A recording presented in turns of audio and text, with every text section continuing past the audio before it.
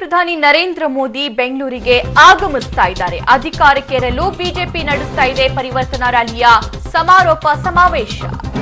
ಒಂದು ಕಡೆ ಮಹದಾಯಿ ನೀರಿಗಾಗಿ ರೈತರ ಅಹೋರಾತ್ರಿ ಧರಣಿ, ಮತ್ತೊಂದು ಕಡೆ ನಾಳೆ ಪ್ರಧಾನಿ ನರೇಂದ್ರ ಮೋದಿ ಬೆಂಗಳೂರಿಗೆ ಆಗಮಿಸ್ತಾ ಇದ್ದಾರೆ. ಅಧಿಕಾರಕ್ಕೇರಲು ಬಿಜೆಪಿ ನಡೆಸ್ತಾ ಇರುವ ಪರಿವರ್ತನಾ ರ್ಯಾಲಿಗೆ ನಾಳೆ ಸಮಾರೋಪ ಸಮಾವೇಶ ಬೆಂಗಳೂರಿನಲ್ಲಿ ನಡೆಯಲಿದೆ. ಕರ್ನಾಟಕಕ್ಕೆ ಬರುವ ಮೋದಿ ನಾಳೆ ಮಹದಾಯಿ ಬಗ್ಗೆ ಮಾತನಾಡ್ತಾರಾ ಅನ್ನುವಂತಹ ಕುತೂಹಲ ಇಡೀ ರಾಜ್ಯಾದ್ಯಂತ ಇದೆ ಅಂತಾನೆ ಹೇಳಬಹುದು. ಮನ್ ಕಿ ಬಾತ್ ಹೇಳುವ ಮೋದಿ ಉತ್ತರ ಕರ್ನಾಟಕದ ಮಹದಾಯಿ ಮಾತು ಕೇಳ್ತಾರಾ? ಕಾದು ನೋಡಬೇಕು. ಕರ್ನಾಟಕ ಬಂದ್ ದಿನ ಕರ್ನಾಟಕಕ್ಕೆ ಬಂದಿದ್ದ ಅಮಿತ್ ಶಾ ಮಹದಾಯಿ ಬಗ್ಗೆ ಮಾತನಾಡಲೇ ಇಲ್ಲ. ನಾಳೆ ಬೆಂಗಳೂರು ಬಂದಿಲ್ಲ. ಆದ್ರೆ ಪ್ರಧಾನಿ ಮೋದಿಗೆ ಮಹದಾಯಿ ಬಿಸಿ ಮುಟ್ಟಿಸಲು ವಾಟಾಳ್ ನಾಗರಾಜ್ ನೇತೃತ್ವದಲ್ಲಿ ರಹಸ್ಯ ಸಭೆಯನ್ನ ನಡೆಸಲಾಗಿದೆ. ಇವತ್ತು ಕಳೆದ 3 ದಿನಗಳಿಂದ ಫ್ರೀಡಂ ಪಾರ್ಕ್ನಲ್ಲಿ ಜನಸಾಮಾನ್ಯರ ಪಕ್ಷದಿಂದ ಅನಿರ್ದಿಷ್ಟಾವಧಿ ಧರಣಿ ಕೂಡ ನಡೀತಾ ಇದೆ.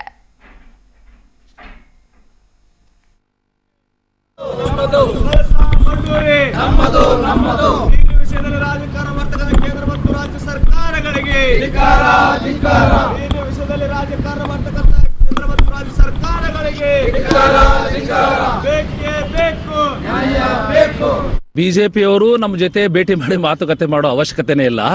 ಕೇವಲ ಬಿಜೆಪಿಯವರು ಹೋಗಿ ಮೋದಿಯವರಿಗೆ ಕರ್ನಾಟಕಕ್ಕೆ ಏನು ಕಳಸಾ ಬಂಡೂರಿ ವಿಚಾರದಲ್ಲಿ ನೀವು ಸ್ಪಷ್ಟವಾಗಿ ನಾವೇನು ಕೊಟ್ಟಿರುವಂತಹ ಲೆಟರ್ ಇದೆ, ಆ ಲೆಟರ್ಗೆ NOC ಕೊಟ್ರೆ ಸಾಕು ಅಂತ ಅವ್ರು ಹೇಳಿದ್ರೆ ಸಾಕು, ನಮ್ಮ ಹತ್ರ ಬರೋ ಅವಶ್ಯಕತೆ ಇಲ್ಲ. ಮತ್ತು ಮೋದಿಯವರು ಬಾಯಿ ಬಿಡದೇನೆ ಎಷ್ಟು ದಿವಸಗಳ ಕಾಲ ಮೌನ ವಹಿಸ್ತಾರೆ? ಅದು ತಪ್ಪು. ಕಾರಣ ನೋಡಿ, ಅವರು ಭಾರತ ದೇಶದ ಪ್ರಧಾನಮಂತ್ರಿ ಹೊರತು ಗುಜರಾತಿನ ಮುಖ್ಯಮಂತ್ರಿಯಾಗಿ ಇಲ್ಲ ಅವರು. ಆದರೆ ಅವರು ನಡ್ಕೊಳ್ತುವಂತ ರೀತಿ ನಮ್ಮ ಕರ್ನಾಟಕಕ್ಕೆ ಬರ್ತಾ ಇದ್ದಾರೆ. ಕರ್ನಾಟಕದ ಜನತೆ 20 ವರ್ಷಗಳಿಂದ ಇದನ್ನ ಮಾಡ್ತಾ ಇದ್ದಾರೆ. ಆದರೆ ತೀವ್ರವಾಗಿ ಕಳಸಾ ಬಂಡೂರಿ ವಿಚಾರವಾಗಿ ನಾವೇನು ಲೆಟರ್ ಕೊಟ್ಟಿದ್ದೀವಿ, NOC ಕೊಟ್ರೆ ಸಾಕು. ಯಾಕಂದ್ರೆ ಅವು ಹಳ್ಳಗಳು. ಪದೇ ಪದೇ ನಾವು ಹೇಳ್ತಾ ಇದೀವಿ, ಪದೇ ಪದೇ ಅವರು ಸುಮ್ಮನೆ ಇದ್ದಾರೆ. ಈಗ ಅವರು ಬರ್ತಾ ಇದ್ದಾರೆ ಕರ್ನಾಟಕಕ್ಕೆ. ಹಾಗಾಗಿ ಬಂದು ಮಾಡದೇನೆ ಕರಾಳ ದಿನ ಆಚರಣೆಗೋಸ್ಕರ ಕನ್ನಡ ಪರ, ರೈತ ಪರ ಎಲ್ಲಾ ಸಂಘಟನೆಗಳು ಏನು ವ್ಯಕ್ತಪಡಿಸ್ತಾ ಇದ್ದೇವೆ, ಅದಕ್ಕೆ ನಾವೆಲ್ಲರೂ ಕೂಡ ಸಂಪೂರ್ಣವಾಗಿ ಬೆಂಬಲ ಘೋಷಿಸ್ತೀವಿ. ಜೊತೆಗೆ ಕರ್ನಾಟಕದ ಜನ ಒಂದು ವೇಳೆ ಮೋದಿಯವರು ಉತ್ತರ ಕೊಡದೆ ಹೋದ್ರೆ ಎಚ್ಚರಿಕೆಯ ಪಾಠವನ್ನ ಕಲಿಸ್ತಾರಂತ ಈ ಮೂಲಕ ನಾನು ಹೇಳಲು ಇಚ್ಛೆ ಪಡಿಸ್ತೇನೆ. ಓಕೆ, ಈ ಕುರಿತಂತೆ ಹೆಚ್ಚಿನ ಅಪ್ಡೇಟ್ಸ್ ಪಡ್ಕೊಳ್ಳೋಣ. ನಮ್ಮ ಪ್ರತಿನಿಧಿ ಮಾದೇಶ್ ಆನೇಕಲ್ ನಮ್ಮೊಂದಿಗೆ ಲೈವ್ ಜಾಯಿನ್ ಆಗ್ತಾ ಇದ್ದಾರೆ. Good morning Madesh. 3ನೇ ದಿನದ ಇವತ್ತಿನ ಹೋರಾಟ ಹೇಗೆ ನಡೀತಾ ಇದೆ? ಜೊತೆಗೆ ನಾಳೆ ಈ ಹೋರಾಟ ತೀವ್ರವಾಗುವಂತಹ ಸಾಧ್ಯತೆ ಇದೆಯಾ? ಗುಡ್ ಮಾರ್ನಿಂಗ್ ಸಭಾ. ಖಂಡಿತವಾಗ್ಲೂ ಸಭಾ ಇವರು ಹೇಳ್ತಾ ಇರುವಂಥದ್ದು, ನಾಳೆ ನಾವು ಪ್ರಧಾನಿ ಮೋದಿ ಅವರು ಏನು ಬರ್ತಾ ಇದ್ದಾರೆ, ಆ ಸಂದರ್ಭದಲ್ಲಿ ನಮ್ಮ ಹೋರಾಟವನ್ನು ತೀವ್ರಗೊಳಿಸ್ತೀವಿ. ಹಾಗೆ ಕರಾಳ ದಿನವನ್ನು ಆಚರಣೆ ಮಾಡ್ತೀವಿ. ನಾಳೆ ಉತ್ತರ ಕರ್ನಾಟಕದಿಂದ ಇನ್ನೂ ಸಾಕಷ್ಟು ಜನ ಬರುವಂತಹ ನಿರೀಕ್ಷೆ ಇದೆ. ಸಾವಿರಾರು ಸಂಖ್ಯೆಯಲ್ಲಿ ಇಲ್ಲಿ ಜನ ಬಂದು ಅವರಿಗೆ ಒಕ್ಕೂರಲಾಗಿ ಕೇಳುವಂಥದ್ದು ಕಳಸಾ ಬಂಡೂರಿ ನಾಲಾ ಏನಿದೆ ಅದಕ್ಕೆ NOCಯನ್ನು ಕೊಡಬೇಕು, ಅನುಮತಿಯನ್ನು ಕೊಡಬೇಕು ಅನ್ನುವಂಥ ನಿಟ್ಟಿನಲ್ಲಿ ನಾವು ಕೇಳ್ತೀವಿ ಅನ್ನುವಂಥದ್ದು. 3 ದಿನಗಳಿಂದ ಅಹೋರಾತ್ರಿ ಧರಣಿಯನ್ನು ಇಲ್ಲಿ ನಡೆಸ್ತಾ ಇದ್ದಾರೆ. ಇಲ್ಲೇ ಅಡುಗೆಯನ್ನು ಮಾಡಿ, ಇಲ್ಲೇ ತಿಂಡಿ ಊಟ ಎಲ್ಲವನ್ನು ಕೂಡ ಇಲ್ಲೇ ತಯಾರು ಮಾಡಿಕೊಂಡು ಸಾಕಷ್ಟು ಜನ ಇಲ್ಲೇ ಮಲಗುವಂತಹದ್ದು ಕೂಡ ಆಗ್ತಾ ಇದೆ. ಈಗ ಎಲ್ಲರೂ ಕೂಡ ಬೆಳಗಿನ ಉಪಹಾರವನ್ನ ಇಲ್ಲಿ ಸೇವನೆ ಮಾಡ್ತಾ ಇದ್ದಾರೆ. ಇಲ್ಲೇ ತಯಾರಾದಂಥ ಉಪಹಾರ ಇದು. ಒಟ್ಟಾರೆ ನಮಗೆ ಬೇಕಾಗಿರುವಂಥದ್ದು ನೀರು, ಹಾಗೆ ಅನ್ನದಾತರ ಆತ್ಮಹತ್ಯೆ ಮುಕ್ತ ಕರ್ನಾಟಕ ನಿರ್ಮಾಣ ಆಗಬೇಕು ಅನ್ನುವಂಥದ್ದು. ಇವೆರಡರ ಬಗ್ಗೆ ಕೂಡ ನರೇಂದ್ರ ಮೋದಿ ಅವರು ಮಾತಾಡಬೇಕು.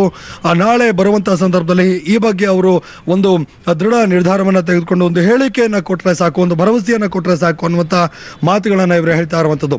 ಒಟ್ಟಾರೆ ಇವರು ಹೇಳ್ತಾ ಇರುವಂಥದ್ದು, ನೀರು ಕೊಡಿ ನಮಗೆ, ಸಾಕಷ್ಟು ಅಂದರೆ 20 ವರ್ಷಗಳಿಂದಲೂ ಕೂಡ ನಾವು ಈ ಬಗ್ಗೆ ಹೋರಾಟ ಮಾಡ್ತಿದ್ರು ಕೂಡ ನೀವು ತಲೆ ಕೆಡಿಸ್ಕೊಳ್ತಿಲ್ಲ, ಯಾಕೆ ಈ ರೀತಿಯಾಗಿ ಮಾಡ್ತಾ ಇದ್ದೀರಿ, ಬರೀ ರಾಜಕಾರಣ ಮಾಡೋದೇ ನಿಮ್ಮದಾಯಿತು, ನಮಗೆ ನೀರು ಕೊಡುವಂಥ ಬಗ್ಗೆ ನೀವು ಯಾಕೆ ಯೋಚನೆಯನ್ನು ಮಾಡ್ತಾ ಇಲ್ಲ, ಬರೀ ರಾಜಕಾರಣ ಮಾಡಿಕೊಂಡೇ ಇದ್ರೆ ನಾವು ಈ ಬಾರಿ ಸರಿಯಾದಂಥ ಪಾಠವನ್ನು ಕಲಿಸ್ತೀವಿ ಅನ್ನುವಂಥದ್ದು. ಹಾಗೆ ನಾಳೆ ಕರಾಳ ದಿನವನ್ನು ಆಚರಣೆ ಮಾಡ್ತೀವಿ.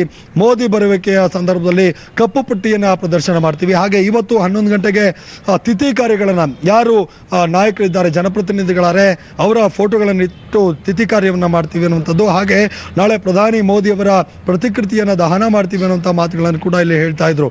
ಒಟ್ಟಾರೆ ನಾಳಿನ ಪ್ರತಿಭಟನೆಯನ್ನ, ಧರಣಿಯನ್ನ ತೀವ್ರಗೊಳಿಸುವಂತ ನಿಟ್ಟಿನಲ್ಲಿ ಎಲ್ಲ ಯೋಚನೆಗಳನ್ನ ಮಾಡ್ತಾ ಇದ್ದಾರೆ. ನಮ್ಮ ಜೊತೆಗೆ ಅಧ್ಯಕ್ಷರಾದಂಥ ಅಯ್ಯಪ್ಪ ಅವರಿದ್ದಾರೆ, ಅವ್ರನ್ನ ಮಾತಾಡ್ಸೋಣ. ಸರ್, ನಾಳಿನ ಹೋರಾಟ ಯಾವ ರೀತಿಯಾಗಿದೆ? ಜನ ಇನ್ನೂ ಕೂಡ ಸೇರುವಂತ ನಿರೀಕ್ಷೆ ಇದೆಯಾ? ಯಾರೆಲ್ಲ ಓಕೆ ಮಾದೇಶ್, ಥ್ಯಾಂಕ್ ಯು ನಿಮ್ಮೆಲ್ಲ ಮಾಹಿತಿಗೆ. ಸೊ ಈ ವಿಷಯಕ್ಕೆ ಕುರಿತಂತೆ ಸಾರಾ ಗೋವಿಂದ್ ಅವರ ಪ್ರತಿಕ್ರಿಯೆ ಏನಿದೆ ಅಂತ ನೋಡೋಣ. ನಾಳೆ ನಾವೆಲ್ಲ ಮಧ್ಯಾಹ್ನ 11 ಗಂಟೆಗೆ ಫ್ರೀಡಂ ಪಾರ್ಕ್ ಅಲ್ಲಿ ಸೇರ್ತಾ ಇದ್ದೀವಿ. ಓಕೆ. ಅಲ್ಲಿಂದ ಮೋದಿ ಅವರು ಬಹಿರಂಗ ಸಭೆಯಲ್ಲಿ ನಾವು ಹೋಗಿ ಪ್ರೊಟೆಸ್ಟ್ ಮಾಡ್ತಾ ಇದ್ದೀವಿ. ಮಹದಾಯಿ ಇದ್ರ ಬಗ್ಗೆ ಮಾತಾಡ್ಲೇಬೇಕು ಅಂತ ಹೇಳಿ ಪ್ರೊಟೆಸ್ಟ್ ಮಾಡ್ತಾ ಇದ್ದೀವಿ. ಮಧ್ಯಪ್ರವೇಶ ಮಾಡ್ಬೇಕು ಅಂತ ಹೇಳಿ ಖಂಡಿತ ಅಂತ ಅವಕಾಶ ಕೊಟ್ರೆ ನಾವು ಮಾತಾಡ್ತೀವಿ. ನಾವು ಅವರು ಬಿಜೆಪಿ ಮುಖಂಡರು ಇಲ್ಲಿ ಯಾರು ಮುಖಂಡರು ಇದ್ದಾರೆ ಅವರು ಪ್ರಧಾನ ಮಂತ್ರಿ ಅವ್ರ ಹತ್ರ ಕರ್ಕೊಂಡು ಹೋಗಿ ಮಾತಾಡ್ಸಿದ್ರೆ ನಮ್ಮ ಇಬ್ಬರ ಎಲ್ಲ ನಾವೇನು ಮಾಡೋದಿಲ್ಲ, ಪ್ರೊಟೆಸ್ಟ್ ಮಾಡಲ್ಲ, ಹೋಗ್ತೀವಿ ಮಾತಾಡ್ತೀವಿ. ಆದ್ರೆ ಅವ್ರು ಯಾವ್ದಕ್ಕೂ ಅವಕಾಶ ಮಾಡ್ಕೊಡ್ಲಿಲ್ಲ ಅಂದ್ರೆ ನಮ್ಗೆ ಬೇರೆ ದಾರಿ ಇಲ್ಲ. ಅಟ್ಲೀಸ್ಟ್ ಕೊನೆ ಪಕ್ಷ ನಾವು ಇದ್ರಿಂದ ಏನಾದ್ರು ಪ್ರತಿಭಟನೆಯಿಂದ ಅವ್ರ ಗಮನ ಸೆಳೆಬೇಕಲ್ಲ. ಹೌದು, ಆ ಕೆಲಸ ಖಂಡಿತ ಮಾಡ್ತೀವಿ. ನಾನು ಅಲ್ಲಿ ಇರೋರು ಒಬ್ಬರೇ ಸರ್, ನಮ್ ಕೈ ಸಿಮಾರವರು ಅವ್ರ ಹತ್ರ ನಿನ್ನೆ ನಾನು ಮಾತಾಡಿದೀನಿ. ದಯಮಾಡಿ ಭೇಟಿ ಮಾಡೋದಕ್ಕೆ ಅವಕಾಶ ಮಾಡ್ಕೊಡಿ ಅಂತ ಹೇಳ್ಬಿಟ್ಟು ರೈಟ್ ಪ್ರಯತ್ನ ಮಾಡ್ತೀನಿ ಅಂತ ಹೇಳಿದ್ದಾರೆ.